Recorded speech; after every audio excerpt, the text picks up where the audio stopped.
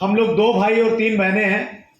जब हम school college में पढ़ते थे हमारे घर पे बहुत ज़्यादा पैसा नहीं था, लेकिन उसके बावजूद हमारे पेरेंट्स ने हम सबको बहुत अच्छी शिक्षा दिलाई।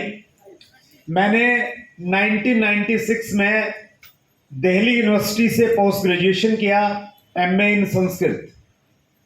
उससे पहले मैंने बीएड कर लिया था और फिर मैंने एक प्राइवेट टीचर के रूप में अपना करियर स्टार्ट किया, जहां पे मेरी एक महीने की जो तनख्वाह थी वो मात्र 500 रुपया थी। कितनी थी? 500 रुपये महीने से मैंने पैसा कमाना स्टार्ट किया अपनी जिंदगी में। 1 साल नौकरी की और 1 साल नौकरी करने के बाद में एक बात बड़े अच्छे से समझ में आ गई, अगर मैंने अपने सपनों को पूरे करना है तो नौकरी से मेरे सपने पूरे नहीं हो सकते, मुझे बिजनेस करना पड़ेगा।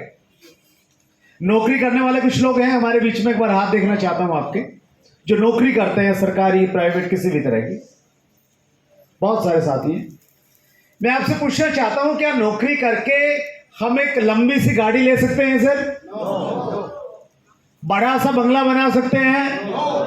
नहीं बना सकते, क्योंकि नौकरी इसलिए नहीं बनाई गई है कि हम एक लग्जरी लाइफ जिए, अपितु नौकरी का निर्माण इसलिए किया है ताकि हम जिंदगी भर पत्नी के ताने सहते रहें और कंप्रोमाइज वाली जिंदगी काटते रहें। मैं माफी चाहता हूं कुछ साथियों से, लेकिन सच्चाई तो यही है सर। अगर ऐसा नहीं होता तो खान साहब इतनी अच्छी खासी नौकरी पहले ही क्यों छोड़ देते, पूरी करते। और बहुत सारे साथी हैं हमारे बीच में, लेकिन हमारे देश की ये विडंबना है, ये दुर्भाग्य है कि युवा का पहला लक्ष्य है, पढ़ाई वो इसलिए करता है कि नौकरी मिल जाए। हमारे देश में बहुत बड़ी बड़ी विदेशी कंपनियां आ रही है, एमएनसीज आ रही हैं, नौकरी करने आ रही है। हेलो, किस लिए आ रही है? बिजनेस करने आ रही है, क्योंकि उनको बिजनेस की संभावनाएं दिखती हैं। हम डेवलपिंग कंट्री में हैं, हम विकासशील देशों में हैं। 140 करोड़ की हमारी जनसंख्या है, देश की सबसे ज्यादा युवा जनसंख्या यहां पे रहती है। बहुत बड़ी संभावना है बिजनेस करने की, लेकिन आज भी हमारी जो शिक्षा पद्धति है वो अंग्रेजों के जमाने की है। मैंने जब बीएड किया, बैचलर इन एजुकेशन, उसमें हमारे यहाँ पे एक सब्जेक्ट था हिस्ट्री ऑफ इंडियन एजुकेशन, भारतीय शिक्षा का इतिहास, जिसमें हमें पढ़ाया गया कि भारतीय शिक्षा कब शुरू हुई। प्राचीन टाइम में गुरुकुल सिस्टम रहता था, उसके बाद में अंग्रेज आ गए। तो अंग्रेजों ने जब यहाँ पे देखा कि अगर हमने राज करना है तो हमें लोगों को थोड़ा सा कुछ चीजें सिखानी पड़ेंगी, वो सिखानी पड़ेंगी जो वो हमारे कहने के अनुसार काम करें। और उस समय एक बड़ा परिवर्तन लेके आए लॉर्ड मैकाले। लॉर्ड मैकाले एक उनके वाइस चांसलर रहे इंडिया में, और उन्होंने एक शिक्षा पद्धति दी जिसको भारतीय शिक्षा के इतिहास में मैकाले शिक्षा पद्धति बोलते हैं। तो मैकाले का एकमात्र लक्ष्य था कि उस शिक्षा पद्धति में वो सारी चीजें दी जाएं ताकि जब वो शिक्षा लेके व्यक्ति बाहर निकले तो वो नौकरी के बारे में ही सोचे, व्यापार के बारे में, एंटरप्रेन्योरशिप के बारे में ज्यादा नहीं सोचे। और आज भी इतने आजादी के इतने सालों के बावजूद भी उस शिक्षा पद्धति का असर हमारे ऊपर में है। अभी थोड़ी सी बातचीत होने लगी है, स्किल डेवलपमेंट की बात होने लगी है, एंटरप्रेन्योरशिप की बात होने लगी है, उस प्रकार की चीजें होने लगी है। अब भी हमारे ऊपर में वही प्रभाव है। यस और नो? लेकिन मैं लक्की मानता हूं अपने आप को कि उस समय मेरे को समझ में आ गया था कि नौकरी से कुछ बड़ा होने वाला नहीं है, बिजनेस करना पड़ेगा। बिजनेस क्या किया जाए, कोई बैकग्राउंड नहीं थी, परिवार में कभी किसी ने कोई बिजनेस नहीं किया था। मैंने एक पहला निर्णय ये लिया, मैं गांव को छोड़ के मैं शहर में चला गया, 40 किलोमीटर दूर। वहां मेरे मामा जी ठेकेदार थे, कॉन्ट्रैक्टर, उनके साथ मैंने कुछ दिनों तक काम किया। मुझे मालूम नहीं मध्य प्रदेश के ठेकेदार कैसे रहते हैं, हरियाणा के जो ठेकेदार रहते हैं द्विवेदी साहब, वो शाम के टाइम पे सारे इकट्ठे हो जाते हैं, सभी दिशाओं से एक जगह आ जाते हैं। और फिर वो पार्टी करते हैं, और वो पार्टी जिस प्रकार से करते हैं तो वो बिल्कुल मुझे वो समझ नहीं आई वो चीज़ें। तो मुझे लगा यार ठेकेदार तो अच्छा नहीं बन सकता। और मेरे मामा जी कहते थे कि अच्छे ठेकेदार के लिए जरूरी है सब करना, नहीं तो अच्छे ठेकेदार नहीं बन पाओगे। तो उन दिनों एक नया बिजनेस स्टार्ट हुआ था, केबल टीवी का बिजनेस। मैंने एज ए केबल ऑपरेटर वो बिजनेस स्टार्ट किया। एक हमने डिश एंटीना लगाया, उसको छतरी बोलते थे हम लोग। 4 फीट बाई 4 फीट उसका साइज रहता था, और एक वीसीआर आता था उन दिनों जिसपे फिल्म दिखाते थे हम लोग, और 150 रुपए एक टीवी से हम लोग लेते थे। बहुत अच्छा कारोबार था। ये बात कर रहा हूं मैं 96-97 के लगभग की। खूब मेहनत किया, कुछ करने का इच्छा था, पैसा आने लग गया, अच्छा खासा पैसा आ रहा था। जब मैं कंपेयर करता था अपने टीचिंग प्रोफेशन से, मेरे जो साथी अच्छी जॉब में थे, गवर्नमेंट जॉब में थे, उनसे बहुत अच्छा पैसा बना रहा था मैं, लेकिन मुझे संतुष्टि नहीं मिल रही थी। उसकी 2 वजह थी। पहली वजह यह थी कि वहां पे 24 घंटे काम करना पड़ता था। दिन में भी करते, रात में किसी का केबल खराब होता तो लोग घर पे आ जाते, भैया ठीक करके आओ। कोई रिश्तेदार हुआ उसके सामने बोलते कि नहीं अभी ठीक करके आओ, नहीं पैसे नहीं देंगे।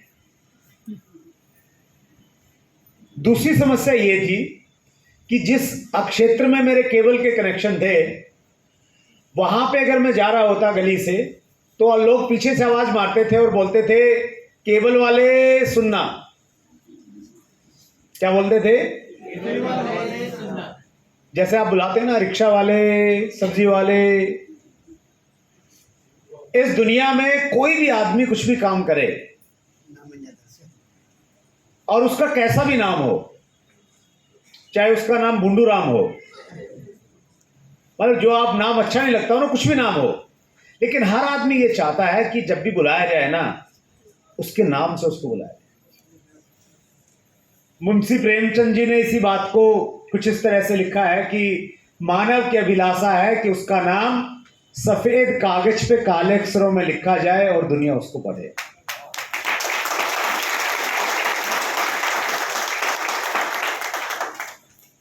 तो ये 2 वजह थी जिसकी वजह से मैं उसमें सेटिस्फाई नहीं था, और मैं हमेशा ही सोचता रहता था कि यार मैं दूसरा काम करूंगा कुछ, लेकिन क्या करूं कुछ समझ में नहीं आ रहा था। बहुत सारे आइडियाज आ रहे थे।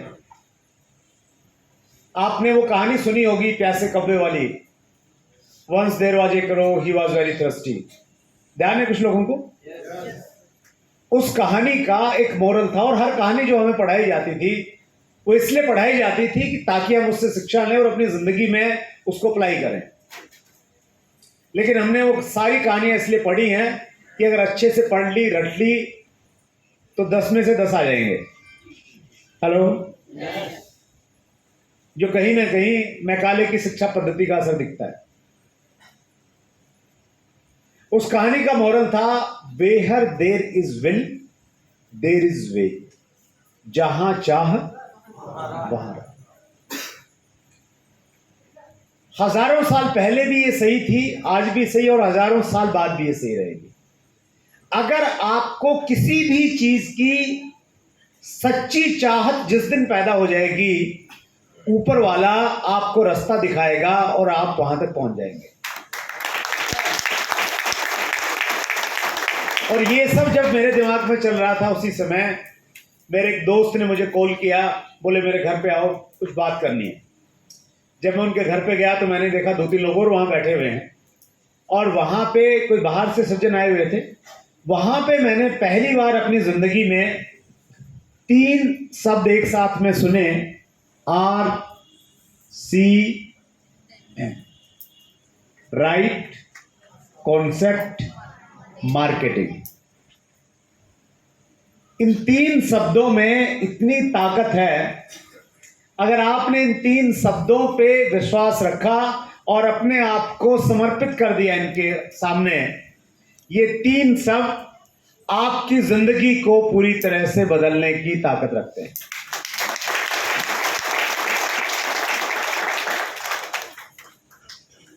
एक कहावत है, बुरा वक्त कब किस व्यक्ति की जिंदगी में किस रूप में आएगा हमें इसका मालूम नहीं चलता। इसके विपरीत भी एक कहावत है, अच्छा वक्त कब किस व्यक्ति की जिंदगी में किस रूप में आएगा इसका भी हमें पता नहीं चलता। आज से 21 साल पहले आरसीएम मेरी जिंदगी में एक अच्छे वक्त के रूप में आया। हम कहते हैं ना, पुण्य कर्मों का उदय हो गया। हेलो,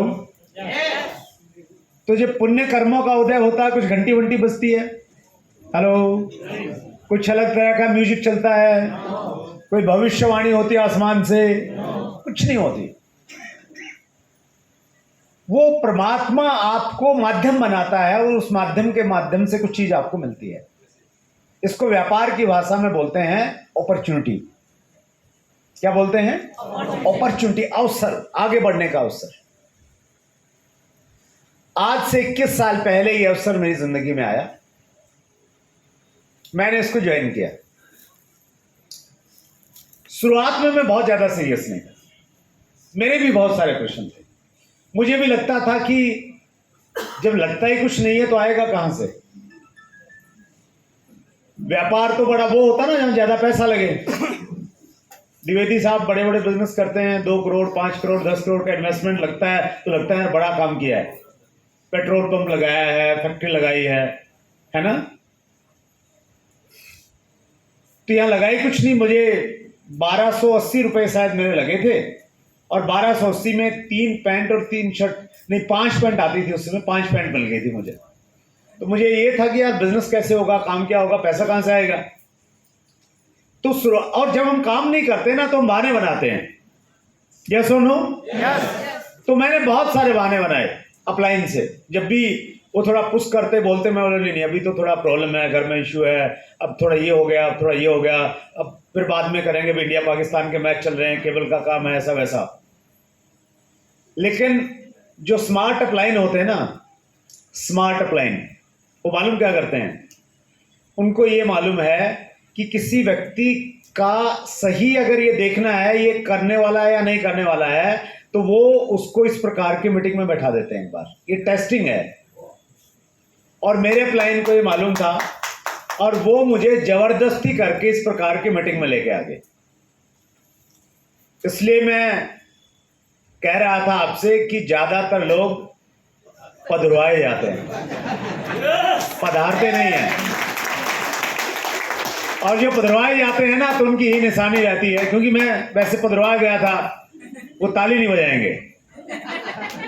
अपनी एक एटीट्यूड से में रहते हैं, हर चीज को बड़ी डाउट की नजर से देखेंगे कि कहीं ये सेटिंग मैनिपुलेशन तो नहीं चल रहा है, कुछ इन लोगों को कहीं से बहका के सिखा के तो नहीं लेके आए होंगे यहाँ पे। तो अपने तरीके से सोच रहा था मैं भी क्या चल रहा है ये सब ये। और लेकिन धीरे धीरे जैसे जैसे कार्यक्रम आगे बढ़ा, कुछ लोग मंच पे आए, उन्होंने अपनी इनकम के बारे में बताया। फिर जो मुख्य स्पीकर थे उन्होंने जब लॉजिकल तरीके से कुछ चीजों को, विजन को लेके बताया, भविष्य को लेके बातचीत की, पहली बार मुझे लगा ऐसे कार्यक्रम में बैठ के कि मुझे बिजनेस करना है। आज से 21 साल पहले ऐसी ही एक मीटिंग मेरी जिंदगी का टर्निंग पॉइंट बनी। मेरा अनुभव ये कहता है ठीक उसी तरह से आज की ये मीटिंग, आज की ये तारीख 25 सितंबर 2022 बहुत सारे लोगों की जिंदगी में एक बड़ा टर्निंग पॉइंट बनने जा रही है।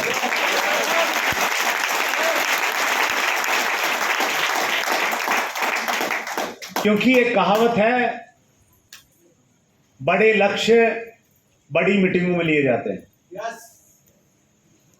ड्राइंग रूम में बैठ के आपको प्लान तो समझ में आ सकता है, लेकिन मैंने इसको अच्छे लेवल पे करना है वो इसी जगह पे बैठ के समझ में आता है।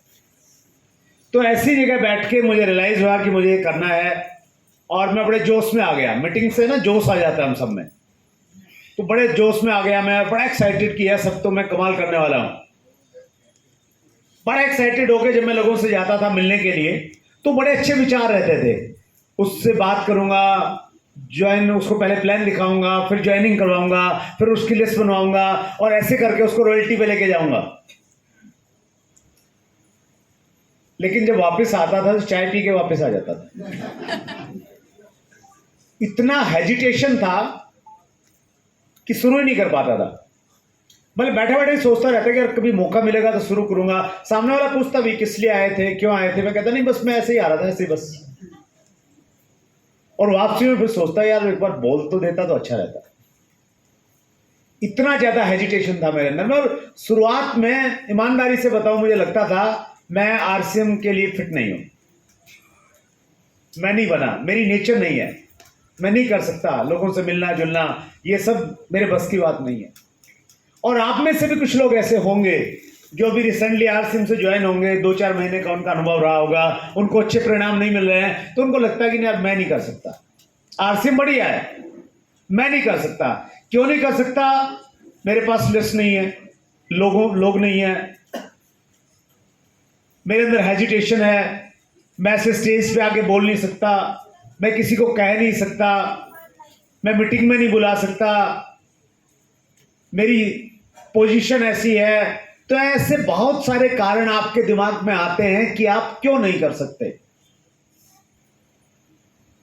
मैं आप सबको ये भरोसा दिलाना चाहता हूं कि जब भी आपको लगे ना कि आप नहीं कर सकते क्योंकि आप में ये कमी है, उस समय आप ये 3 शब्द ध्यान रखना, यूनिक एजुकेशन सिस्टम, यूईएस, इसकी जिम्मेवारी है हमें हर वो चीज सिखानी जो हमारे लिए जरूरी है और हर वो चीज छुड़वानी जिसके छोड़े बिना हम जिंदगी में आगे नहीं बढ़ सकते।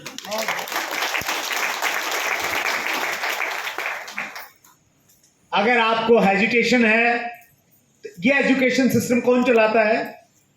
हमारी सीनियर लीडरशिप चलाती है, जिनके पास में 22 साल का तजुर्बा है। 22 साल तजुर्बे के साथ में उन्होंने बहुत सारी किताबों को पढ़ा है, बहुत सारी ट्रेनिंग ली है, वो सारी की सारी यूनिक एजुकेशन सिस्टम के अनुभव के साथ में। तो अगर आपको बोलना नहीं आता है तो ये सिस्टम आपको बोलना सिखा देगा, आपको लेस नहीं बनाती है, लेस बनाना सिखाएगा, आपको संपर्क नहीं करना आता, अपॉइंटमेंट नहीं देते लोग, ये सिखाएगा, प्लान कैसे दिखाना है ये सिखाएगा, ये माइक आके यहाँ पे कैसे पकड़ना है, कैसे बातचीत करना है ये सिखाएगा, टाई नहीं लगानी आती है ये सिखाएगा, कोट कैसे पहनना है ये सिखाएगा। हर चीज आपको यहाँ पे सिखा दी जाएगी। बस आपने एक कमिटमेंट करना है कि मैं आरसीएम को जिंदगी भर करूंगा, बस एक कमिटमेंट। अभी एक अचीवर थे, उन्होंने बोला कि उन्होंने 17 साल पहले मेरे को जबलपुर में सुना, जब वो 5वीं क्लास में थे, शायद 5 साल की उम्र थी उनकी, 5 साल की उम्र। मैं अगर रिकॉल करता हूं तो उस टाइम के मुझे सिर्फ शब्बीर अहमद खान नजर आते हैं, बाकी कोई नजर नहीं आता। हेलो, उन सब ने क्या किया, उन्होंने छोड़ दिया। और शब्बीर अहमद खान ने ये कहा कि सारी दुनिया छोड़े लेकिन मैं नहीं छोड़ूंगा, बस वही काम करना है। और जितने भी बड़े बड़े ये अचीवर यहां थे ना, इमरान आपने देखे, पर्ल स्टार पर्ल देखे, ये सारे वही हैं। बस आपने भी वो कमिटमेंट करना है, कोई कंडीशन नहीं, बस मैंने करना है, दैट्स इट। बाकी चीजें अपने आप होती चली जाएंगी। और उस कमिटमेंट के साथ मैंने करना शुरू किया। सिस्टम ने सहयोग किया, हालांकि उस समय यूनिक एजुकेशन सिस्टम नहीं था लेकिन अपलाइन थे।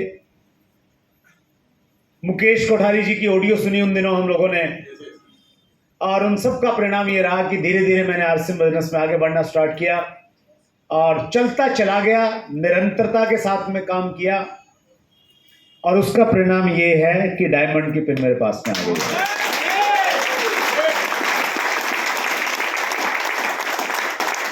कितने साथी डायमंड बनना चाहते हैं आरसीएम के? वाह, क्या बात है, बहुत बढ़िया। मेरे एक दोस्त हैं आलोक भाई, मेरे शहर में रहते हैं, जींद शहर में।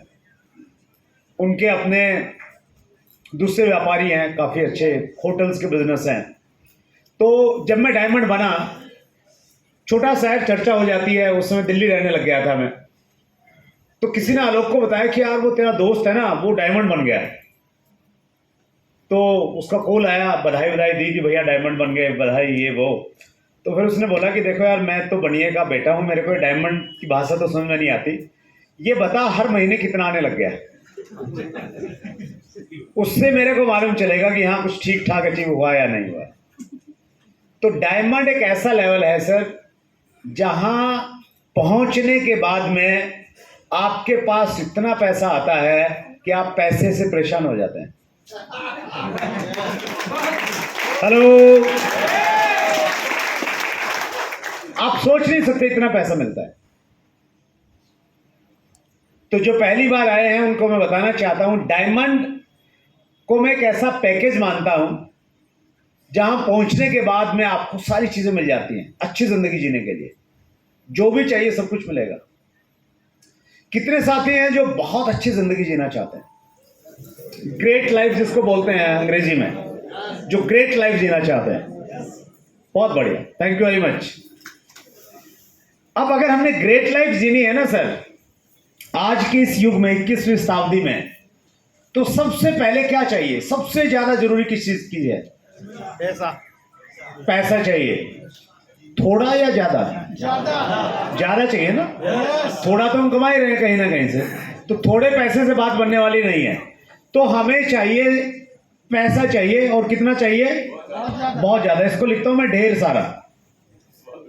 ढेर होता ना जैसे किसी चीज का, ढेर सारा पैसा चाहिए हमें। किस चीज के लिए? अच्छी जिंदगी जीने के लिए। क्योंकि इसके बिना आप न अपने बच्चे को अच्छे स्कूल में पढ़ा सकते हैं, न अपने माता पिता का इलाज अच्छे हॉस्पिटल में करवा सकते हैं। आपके शहर में ऐसे बहुत सारे पैसे वाले लोग आपको मिलेंगे, उनके पास में पैसा तो खूब है, लेकिन जब आप उनके लाइफस्टाइल को देखेंगे ना, आप ये नहीं कहेंगे कि ग्रेट लाइफ जी रहा है। Hello, yes. मैं अपने शहर के कुछ लोगों को देखता हूं, और जब मैं ये देखता हूं कि वो बेचारे सुबह आते हैं सबसे पहले बाजार में, अपना स्टोर खोलते हैं, पूरा दिन बैठे रहते हैं, और सबसे लास्ट में जाते हैं। और ये काम ऐसा नहीं कि वो सिर्फ एक दिन करते हैं या 5 दिन करते हैं, कई जगह तो 7 दिन करते हैं और लगातार करते रहते हैं। वो कभी घूमने नहीं जाते। Hello, yes. उन्होंने शायद अपने शहर से बाहर जाके नहीं देखा, लेकिन उनके पास में पैसा बहुत सारा है। तो पैसे के अलावा और क्या चाहिए आपको, बताइए? समय। समय चाहिए। समय तो उनके पास में भी है, लेकिन उनको मालूम, ये डर है कि अगर दुकान बंद कर देना तो ग्राहक भाग जाएंगे सारे। Hello, yes. पैसा भी चला जाएगा, ग्राहक भी भाग जाएंगे, कंपटीशन है, पता नहीं क्या हो जाएगा। तो अच्छी जिंदगी जीने के लिए खूब सारा पैसा होना चाहिए, और पैसे के साथ में क्या होना चाहिए? समय होना चाहिए। और क्या होना चाहिए बताइए? सुरक्षा, जिसको हम लोग बोलते हैं फाइनेंशियल फ्रीडम, वित्तीय सुरक्षा। वित्तीय सुरक्षा के मायने क्या है? वित्तीय सुरक्षा उसको बोलते हैं हम लोग कि जो पैसा आपके पास में है, और पैसे का जो स्रोत है आपका, जहां से पैसा आ रहा है, ये गारंटी हो, ये श्योरिटी हो कि वो पैसा आता रहेगा। हेलो, आप काम न करें तो भी वो पैसा आता रहेगा, उसको बोलते हैं सुरक्षा। और इसकी और थोड़ा गहराई में जाएं तो सुरक्षा उसको बोलते हैं आपके न रहने के बाद भी पैसा आता रहे, उसको बोलते हैं फाइनेंशियल फ्रीडम का उत्कृष्ट रूप। Right sir? और क्या चाहिए अच्छी जिंदगी जीने के लिए, बताइए? स्वास्थ्य। बहुत बहुत अच्छा पॉइंट है। स्वास्थ्य अच्छा चाहिए, खराब चाहिए? अच्छा। अच्छा चाहिए। अच्छा, अच्छा स्वास्थ्य चाहिए सर। बेटा मार का पेन देना। अच्छा स्वास्थ्य चाहिए।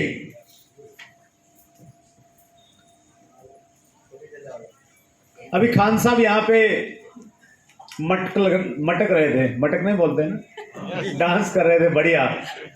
तो आपको लगता है कि वो अगर आरसीएम में नहीं होते तो इस एनर्जी के साथ में रहते? नो। खान साहब आपके टाइम के जो आपके कुलीग होंगे, रिटायर हो गए होंगे, तो कुछ तो मेरे ख्याल में टाटा बाय बाय कोरोना में कह के चले गए होंगे कि भैया बस अभी बहुत हो गया।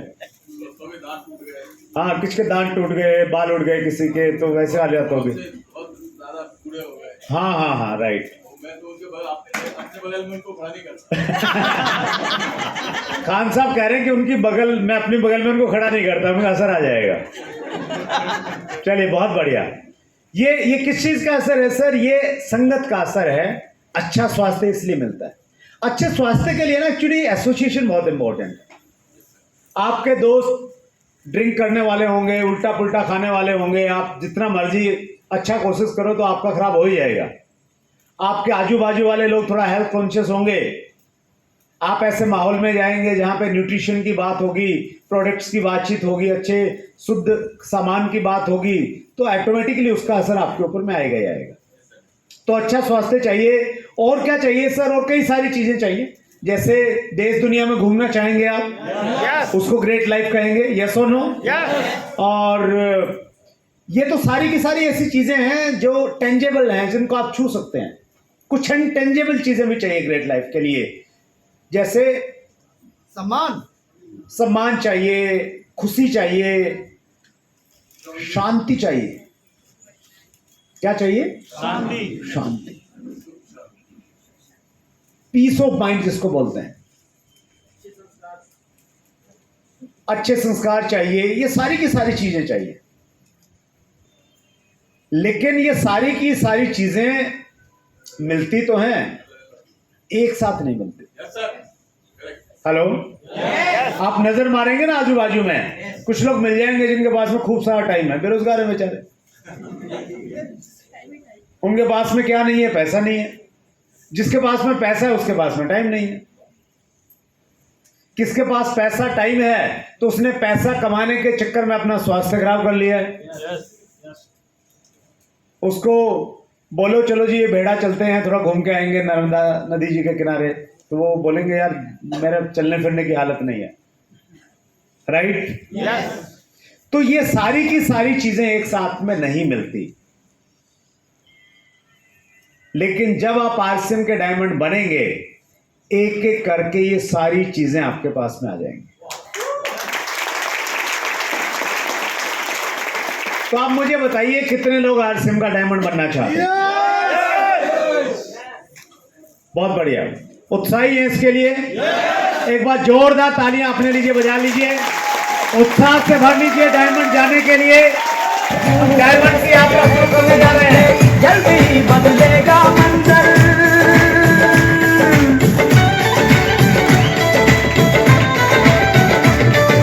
तू तरसता है तू बंदे, जल्दी ही बदलेगा मंजर।